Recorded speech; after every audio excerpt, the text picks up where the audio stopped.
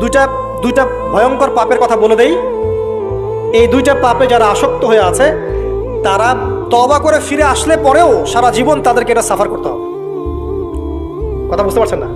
তওবা করে ফিরে এসেছেন মনে করেন, তারপরেও আপনাকে সারা জীবন এই পাপের ফলটা ভোগ করতে হবে। এক, মাদকদ্রব্য দীর্ঘদিন সেবন করেছেন, তওবা করেছেন, ফিরে এসেছেন, আল্লাহ হয়তো মাফ করে দিয়েছেন, আল্লাহ পাক মাফ করে দিয়েছেন, বাট আপনি আপনার দেহের যে ক্ষতিটা করে ফেলেছেন এটা পোষাতে পারবেন না।